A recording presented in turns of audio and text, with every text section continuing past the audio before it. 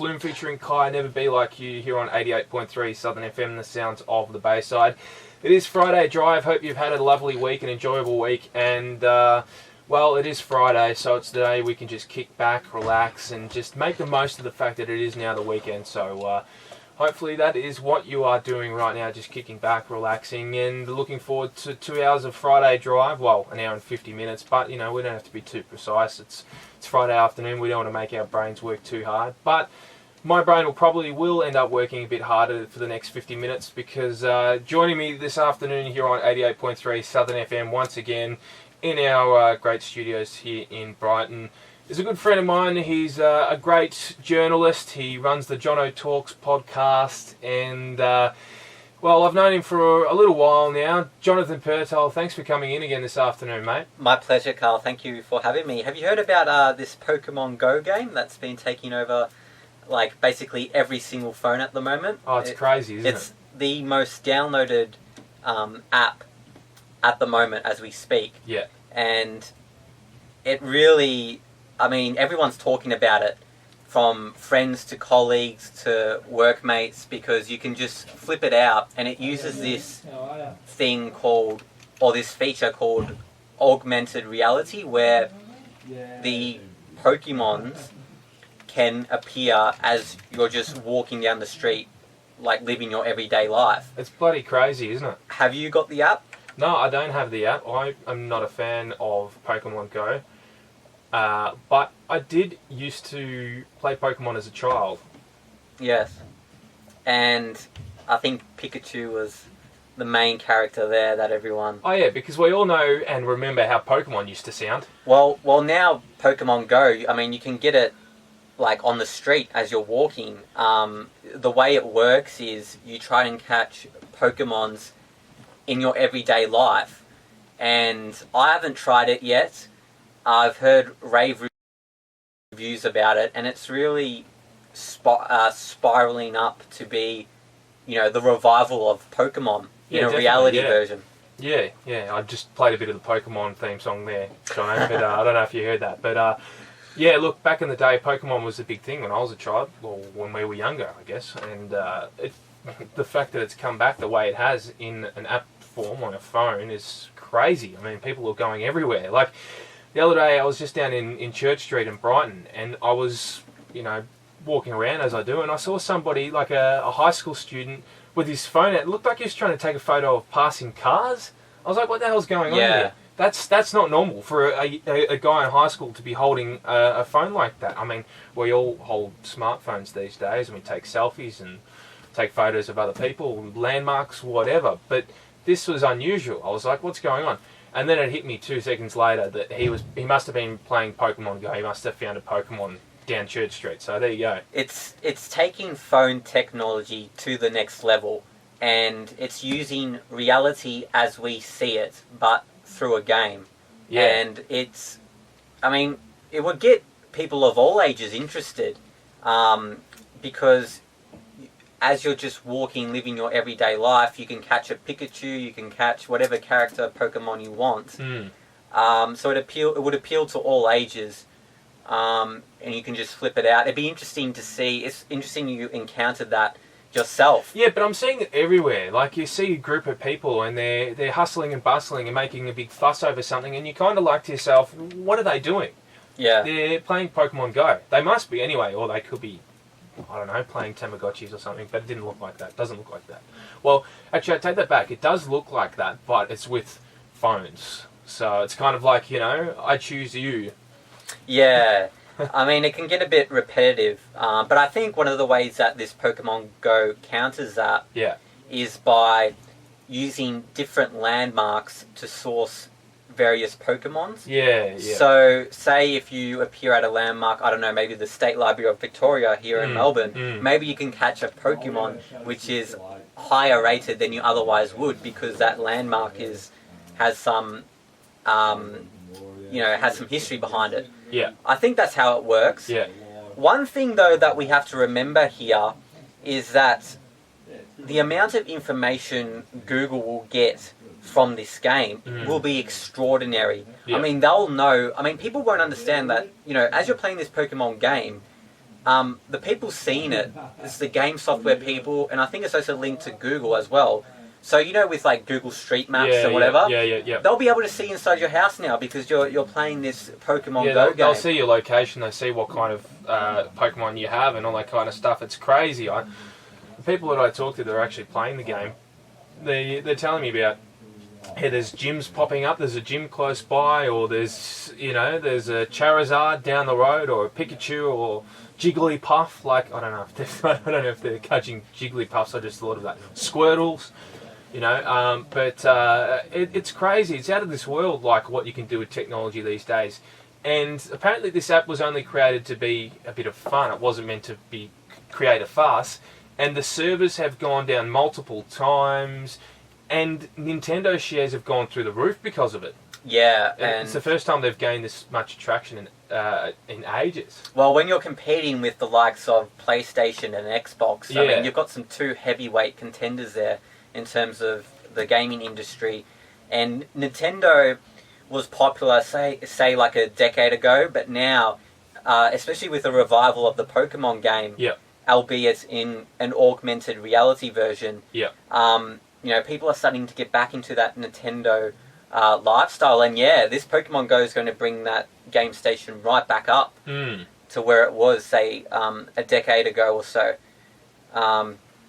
And you just have to wonder, though, with the amount of information that the Pokemon Go people are getting, it's not just a game sense, it's about how you live. I mean, people are just going to be, like, they can easily spy on you. Oh, yeah, definitely. In terms of the amount of information. Because you're recording this as you're walking, you're recording this in your house, and you're playing it in your house, you're viewing your house in a camera version. Yeah. It's like, George Orwell's version of Big Brother.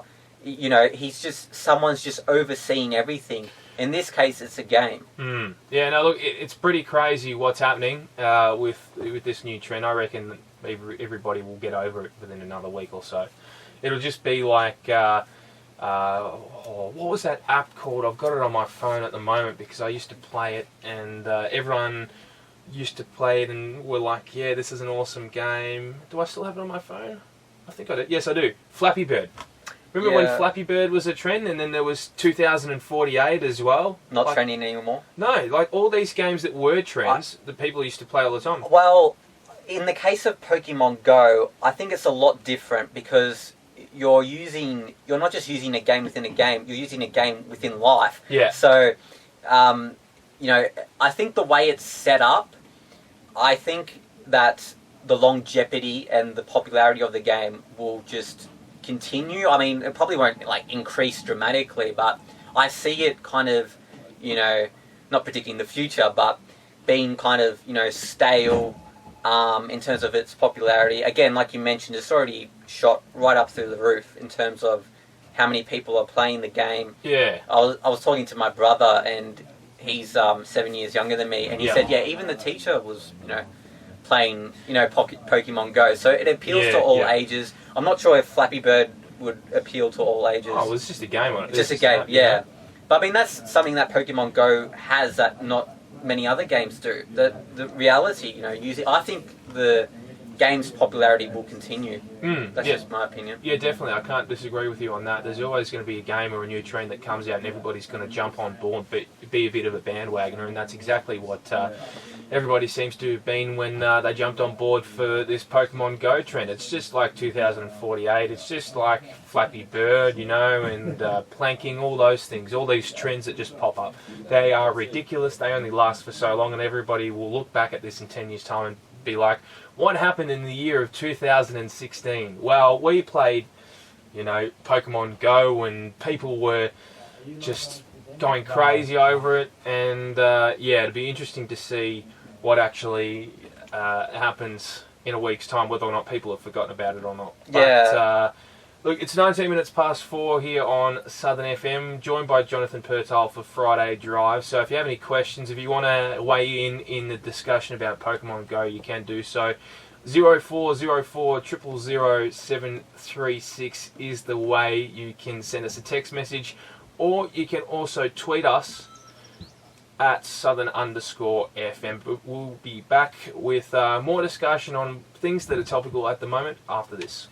Well, welcome back to 88.3 Southern FM, the sounds of the Bayside. It is 23 minutes past 4 here on Southern FM Friday Drive. I say welcome because if you've just gone anywhere, you might have gone and put a cup of tea on or a coffee or something like that. You've returned, you've still got your radio tuned into 88.3, and we took a couple of important messages from our sponsors, a few community service announcements, and also let you know what's going on around the Bayside suburbs a little bit there. But before I continue my discussion with Jonathan Pertile here on 88.3 Southern FM, who is my guest this afternoon again, because we enjoyed him and the discussions that we had here at Southern FM last time, I'll let you know what is going on at the Bayside U3A, which is the University of the Third Age.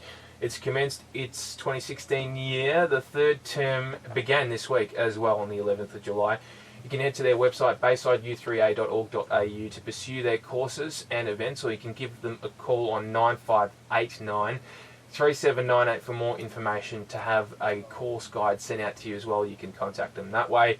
Courses range from the arts, computers, history, languages, exercise, literature, music to science subjects, and a lot more. For more information, you can head to the website baysideu3a.wordpress.com. Jono, UFC. Yes. How about it? I heard a massive story coming out of the US that originally the UFC's approximate value is around about $2 million, and it's just sold for $4 billion. Is that right? Yeah, so $4 billion in the American dollar. Yeah. And in Australia, that's equivalent of $5 billion, in excess of $5 billion. So Wow. It's about $5.2 billion. I didn't realize that the American dollar was worth that much more than Australia's. It was just... Yeah. Obviously, it's a huge figure, but it's like $1 billion more, so... Yeah. Well, I think it's to do with the currency rate. You have a look. The Australian dollar's worth about 76 US cents at the moment. And if you translate that the other way around, it can only mean that the US dollar's worth way more in Australia. Yeah, because they base that off the US dollar being one. Is that from the currency rate? If our dollar's worth 76 US cents over there, right, if we exchange currency, so we get less for our dollar, for every dollar, right, it's not quite on par, then their dollar is going to be worth way more than what ours. So I don't actually know what the currency exchange rate is to have US into Australian dollars, but it'd have to be in excess around $1.25, I would think. Yeah. Yeah, it'd have to be, because if you're saying that it's worth approximately $5 billion plus Australian dollars, then you just have to have a look at the exchange rate, and that means that the US dollar is worth a lot more in Australia than an Australian dollar is in the US. I'm sorry if I'm confusing people there, but essentially, the Australian dollar is at 76 US cents, thereabouts. I haven't exactly checked it in a little while, but I know it's around just above 75 cents. So 76, 77, whatever it may be, it's worth less than if you bring the equivalent of $1 US to Australia. Yeah. I mean, because even myself, I was pondering that figure, and $5 billion is a hell of a lot of money. Don't get me wrong.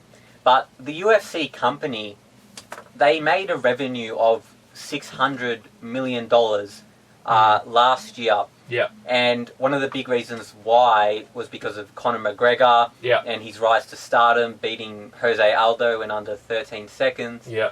And, stars like Ronda Rousey, she came to Melbourne. Yeah, no, I liked it when she came to Melbourne. Yeah, except she lost. Didn't matter. Still No, but love you, Ronda. She brought that star power. Yeah, definitely, yeah. The UFC's on the rise. Like you said, $2 million, now sold for $5 billion. Yeah. Again, the 2 million converted into Australian, it would be a bit more. You have to remember that as well. Yeah. And so the owners are changing, but the president is not. So Dana White, the people might know of him as like the bald guy, quote unquote. Yeah. He is actually being retained as the president. Yeah. Even though they have new owners. Yeah. And so it made me wonder why the owners decided to sell the business in the first place. I mean, when you buy a business, one of your ambitions probably is to eventually sell it off for a profit. Exactly, yeah, spot on. So their return of investment their return of investment would have been significantly higher with, $5 billion compared to $2 million. Yeah. Not 2 million, was it 200? No, it was 2 million. 2 million, yeah. So initially it had a value of around about $2 million as an organisation. That has since increased to 4 billion, I should say, US, which, as you said, works out to be about 5.5 billion Australian. So that is a ridiculous amount of money. Yeah, and there's a lot of reasons why. Because mixed martial arts, you use so many martial art forms, so it appeals to not just boxing fans, but it can appeal to Brazilian Jiu-Jitsu fans. It can appeal to wrestling fans because it just combines the martial art forms into one competition to find out, who is the better fighter on the day. Yeah. And, as a product, $5 billion, I mean, they'll be at, or 4 billion, 5 billion, they'll be able to make a return of investment, you would think, in 20, 30 years. It won't, because they made 600 million in revenue last year. Yeah. So the owners, being the Fertitta brothers, Lorenzo Fertitta and Frank Fertitta, they purchased the UFC franchise off the back of their friend Dana White recommending it, and he had connections with Floyd Mayweather Jr. as well. Yeah. As a coach, but so he's been retained because he just doesn't want to leave the business. Yeah. And there's not a lot of people that can run the business like Dana White can. I mean, you can't go into a university or a college and learn, how to fight promote. You mean you either have the skills or you don't. Yeah, definitely. Yeah. And you do the best you can with what you've got. And the thing with Dana is he just says what he says. You look at promoters in the past like Don King, who managed fighters like Muhammad Ali, Mike Tyson. Mike Tyson's bankrupt, and do you know why he's bankrupt? What is that? Because of Don King. Because he literally, sometimes he'll just rip these guys off financially for his own benefit. I mean, some people call him a snake.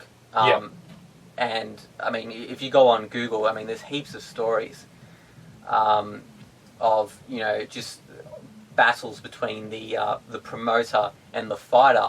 Because at the end of the day, the fighter's the one in the ring, or in the octagon, rather, fighting.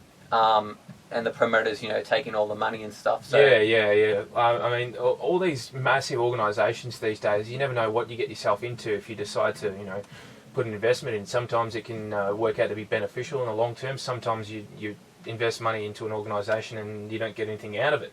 But in the case of if you decided to take a punt on the UFC, I think you made a well-worthy investment, don't you reckon? Yeah, but at the time when they invested $2 million, a lot of people were laughing at the Fertitta brothers and Dana White. I mean, the owners were... I mean, a lot of people said, these are just people fighting in the cage, and they're just brutes. There's no logic behind it. But when you watch a UFC match, it's very technical. There's so many moves and techniques you can use. In boxing, the jab, the right cross, or in Brazilian Jiu-Jitsu, no gi, so gi's, standing up. No gi's standing up, gi is on the ground. I think I could be the other way around. Apologies. Yeah, that's all right. No, but the point is that there's a lot of forms you need to specialise in. Yeah, and definitely. You see it with someone like CM Punk, the WWE superstar, trying to transition into the UFC. Yep. It's a hard job. Yeah, definitely. Because you not having so much of that competitive experience, and transitioning from entertainment into a competitive fight league, the elite of the elite. And the UFC is also an entertainment brand. Let's not forget that. Yeah. And so they're competing with WWE. Oh yeah, no, definitely. But the difference is UFC fighting would be, or actually not would be, is definitely a more real fighting arena than what a WWE arena is, because it's a known fact that some of the performances of WWE have involved a lot of stunts. Like the whacking of chairs and stuff like that. Well, I mean, everyone knows that it's scripted, but that in and of itself, I mean, chairs, I mean, people get injured in the WWE. Oh, yeah, no, I'm not saying that. You look at The Edge, he had to retire because of a neck injury. Daniel Bryan, we're talking about trends with Pokemon Go. Do you remember the yes movement? Yeah. So that was something that was trending. Yeah, definitely. And he's out because of a concussion. Yeah. Well, that's a big thing even in the AFL. You have a look, concussions that have been huge. Just at Port Adelaide, they've been fined, I think, $20,000 $20,000, for not complying with the correct procedures to ensure that those who suffer concussion are able to play. Yeah, so basically in that case it was to do with their midfielder Hamish Hartlett. And they returned him onto the field too quickly. Yeah. But at the time he was cleared of concussion, and they were attending to someone else who had sore ribs. May have even been broken. I think it was Travis Boak. I think that was the game against Hawthorn. Yes. And Boak, who is the captain, number 1 for Port Adelaide, copped a knock in the ribs, and it was because Luke Hodge came and kneed him, and there was a lot of discussion surrounding that. But yeah, look, if you don't follow the correct procedures, then it's not really good, is it? No, but I mean that's something that they're doing now. That they're putting more focus on the health and the safety of the athlete, not just in AFL. I mean, we're talking about UFC. I mean, all sporting codes. Yeah. I mean, concussion is. There's a lot more testing to do with concussion. Yeah. You're talking about the AFL. Yeah. When someone is thought to have had concussion in an AFL match, do you know what they do? They go 15, 20 minutes at the back, and they do tests. They do concussion tests. It's crucial you do that, though, because if you don't, if you go back 30 years ago, they wouldn't have even looked at a concussion test. They would have just said, how many fingers am I holding up? Okay, you're good to go back on the ground. Or in the case of even when Dermot Burden, he was really badly injured. I think he might have even had a punctured lung. Yeah. He broke his ribs, that's for sure. He was severely injured. Are you referring to a specific match here? Well, it was a grand final. Against Hawthorn. Oh, no, it was Geelong. Yeah. Geelong. Yeah. So he's in the first quarter. He was targeted. He's throwing up and coughing up blood, and everyone's like, "What's going on?" He comes out and he gives one of the best performances he has ever done, and afterwards he couldn't breathe.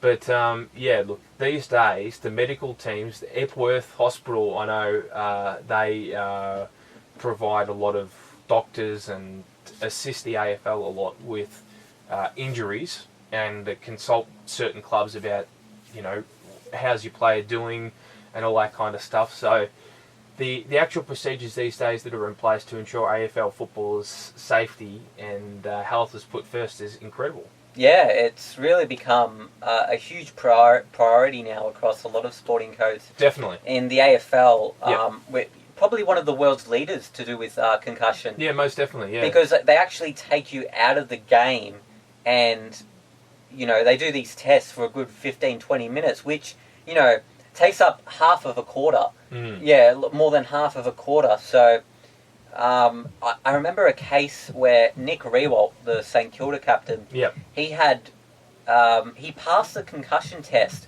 but the doctor didn't allow him to come back on because he was just he was analysing the visual cues of Nick Rewalt and just thought, even though he passed the test, that he wasn't right to go, which is interesting. So there's just a huge shift when it comes to it, especially when you have a history of concussions. Yep. When you have 5 or 6 of them, they tend to be especially careful. Paddy McCartan's had quite a few. Braden Maynard has had a few in his Collingwood career. I mean, you can go, across the board, really.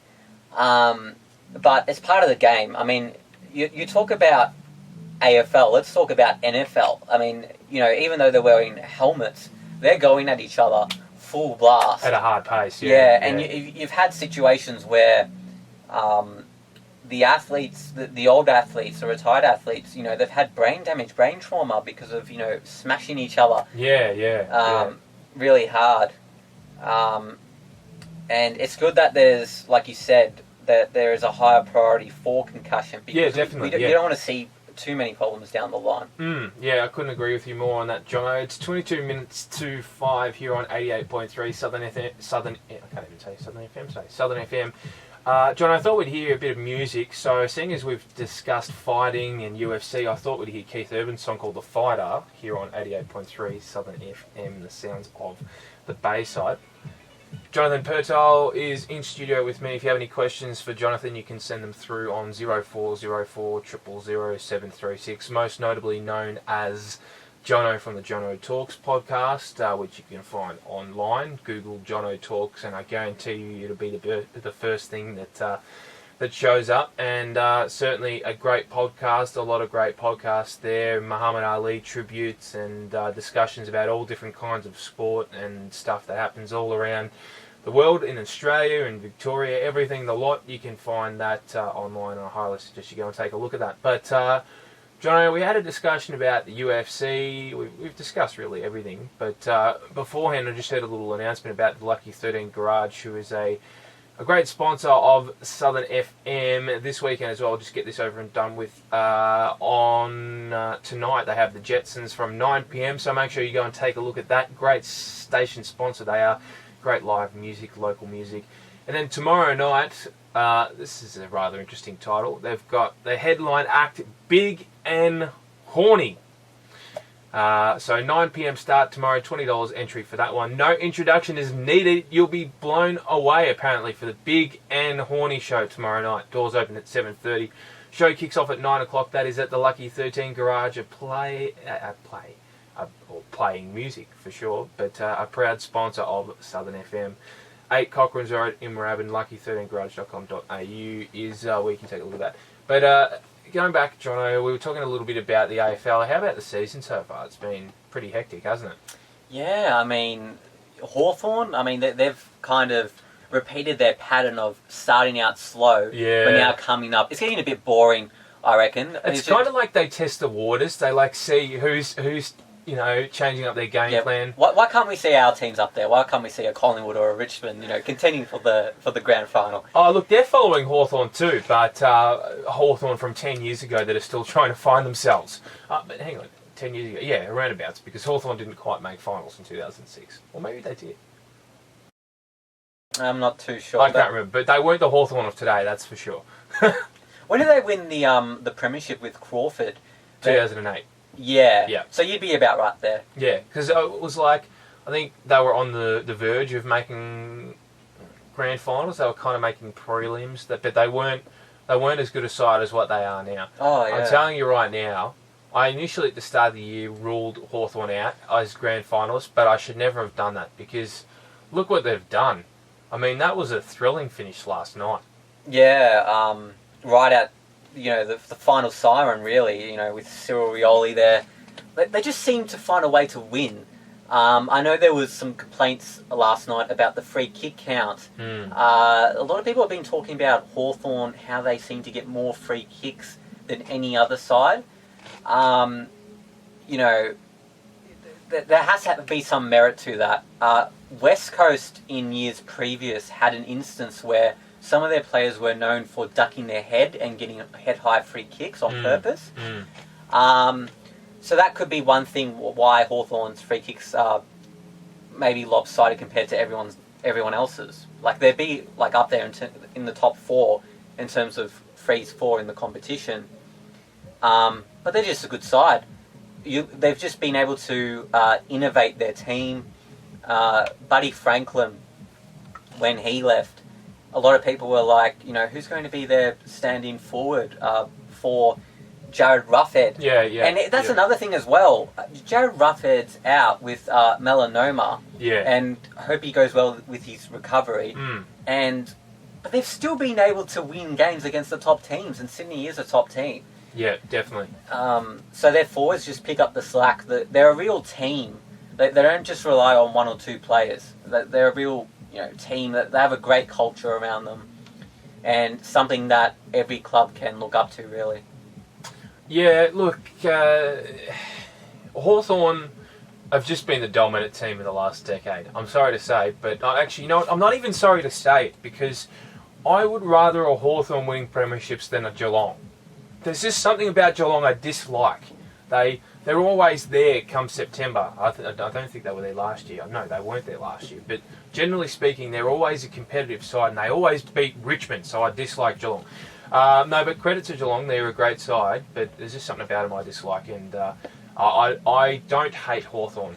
I am jealous of the fact that they are such a good football side and they play such a great brand of football. But at the same time, you know, the AFL are trying to find ways of getting other teams to win flags and giving top picks to GWS and whatnot. And the talent at GWS, mind you, is certainly great talent. I mean, look at what they're doing. They're a top 4 side. They're certainly a top 4 side. And they're going to do some trouble come September this year, that's for sure.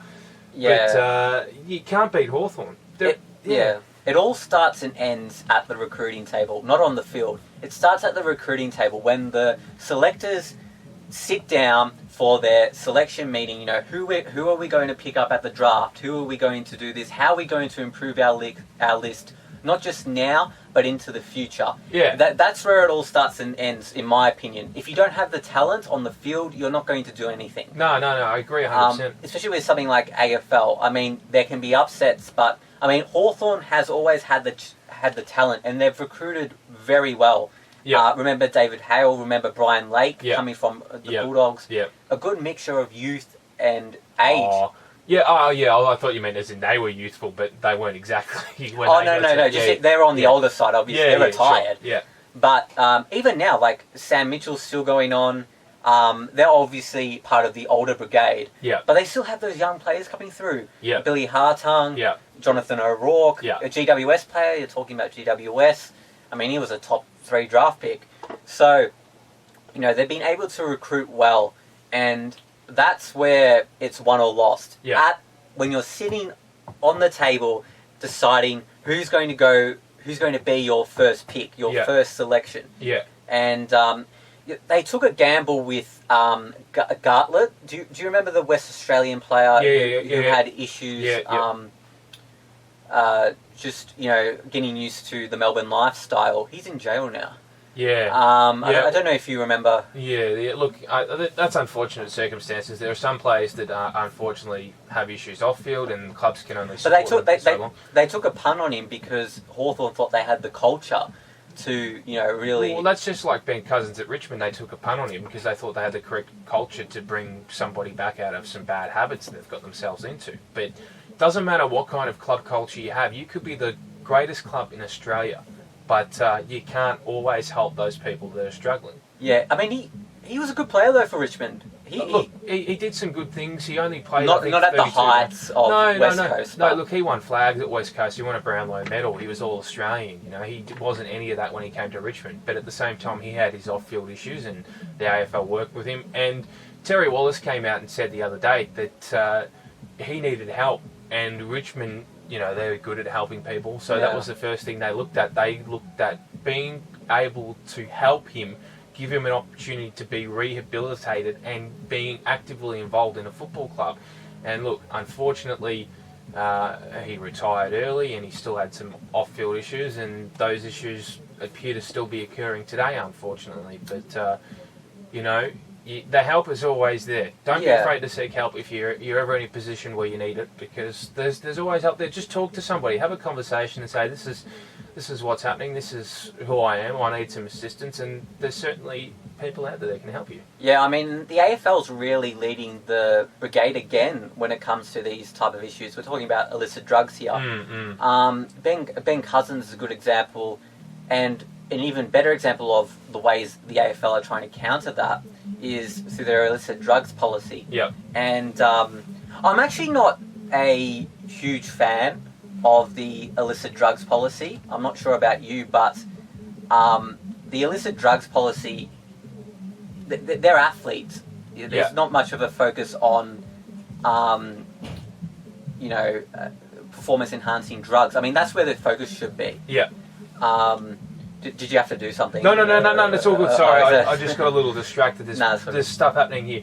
But, look, the AFL, they're an organisation that have gone through a fair bit with the whole ASADA investigations, the WADA investigations, and they've also gone through different management at the highest level. Like, there's no more Andrew Demetrio as CEO, there's Gillon McLaughlin, and... that the AFL have gone through a difficult time dealing with the illicit drugs and substances issues, but overall, the organisation as a whole can only get stronger from going through situations like that, and the game can only get stronger and find new ways to assist players that could be encountering these issues of illicit substances and how to avoid them, how to deal with abuse or addictions, and yeah, they're doing a good job, the AFL, that's for sure. Do you think the policy should stand, though? I mean, at the end of the day, it's like an everyday person. You go to work, say you work at the ANZ Bank, and you're expected to have an illicit drugs test.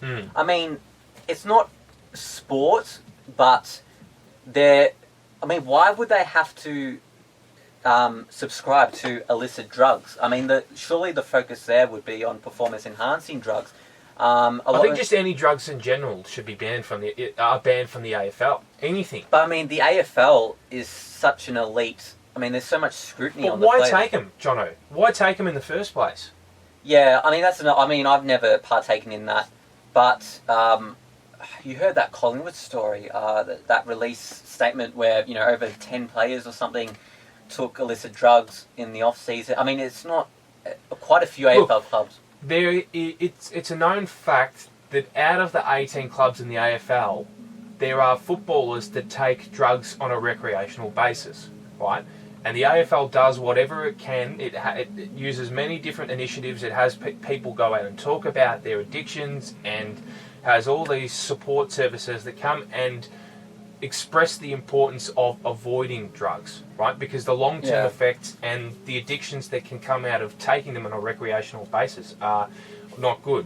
So, look, there's always going to be AFL footballers, professional athletes that take substances. But my point is, though, that it's more a global issue. It's not just exclusive to No. It's not exclusive AFL. to that's my point exactly by saying professional athletes as well as AFL footballers. Yeah. NRL players, tennis, cricket, name the sport. There's always going to be players out there that consume drugs. But you could say that about any other workplace to do with sport. Not do with sport. Exactly. You could work in a law firm. There could be a lawyer that takes drugs. But they don't have to subscribe to an illicit drugs policy. No, because when you play at a professional level, right? In saying that, if you are a lawyer or you work in a workplace, the expectation is that you don't take drugs. Yeah, there's different expectations. Do you know what I'm saying? You have the expectation. It's just a thing. It's a thought by your employer is always under the impression, or not always under the impression, but has the expectation of you that you follow a certain amount of rules and guidelines, right? And that you're a mature person. They don't necessarily care about what you do in your outside life, in your personal life, but the expectation is while you are working in a workplace, you do not do anything illegal, take any illegal substances. Yeah, look, I'm going to have to continue playing devil's advocate here.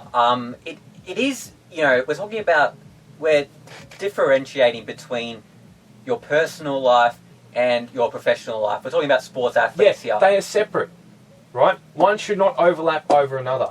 But with the illicit drugs policy, that's what is happening. The focus should be on performance-enhancing drugs. If the player has an issue with illicit drugs, that should be dealt privately. What we're getting with the illicit drugs policy... It's being exposed too much. I can understand that. Collingwood example... Yeah, that should be kept behind closed doors, right? Yeah. But somebody knows somebody who says to somebody that this is what's happening behind closed doors, and then we get the kind of stories that we see on the newspaper or on the television. Even on radio. I mean, it's interesting to read as someone from the outside looking in. But you don't want to read that stuff because at the end of the day, it should be a private matter. Illicit drugs. I mean, Ben Cousins is one in the spotlight. Yeah. Being an ordinary person, he could just. I mean, and you have to remember the fame and the scrutiny that comes with being a professional athlete. Yeah. That only has to increase the anxiety and the decisions you make. Yeah. Daniel Radcliffe, the Harry Potter actor, I'm going on a tangent here, but he came out and said he had an issue with alcohol or something. One of the reasons why was because of the fame and attraction. Yeah. So you never know until you get in someone else's shoes. That's the point to understand. Jono, time's getting against us. We're getting closer to 5 o'clock news, and the hour's gone very quickly. Yeah, no, I just wanted to say thank you, Karl, for having me on your show again. Mate, always a pleasure. Great to have you in to have a chat. I love being able to just discuss everything with you. We look all over the world and we discuss things that are topical, and it's fantastic. It's good. Just on a side note, you can also catch this exact show on YouTube. Just type in Jono Talks on YouTube, and I'll upload this. I've got a video camera, so I'm actually recording. Or give it a wave now. Give it a wave there now. We go. So yeah, thank you so much. I really enjoyed it. No, look, thanks for coming in, mate. We'll have you in again another time at some point in time. But all the best with everything, mate. Thanks for coming in, and you're still set on Hawthorn winning a 4-peat, do you reckon? A 4-peat, God, that would be quite an achievement, wouldn't it? I can't go against them. As much as I want to pick a different team, something outside the box, you know what? Why not GWS? But GWS just lost to... Who knows? I reckon you can't go past Hawthorn. Yeah, it's pretty open this year, isn't it? Yeah. It's a very open AFL competition this year, indeed. Anyway, thanks again, John. I appreciate it, mate. A pleasure. Thank you. We'll catch you again soon.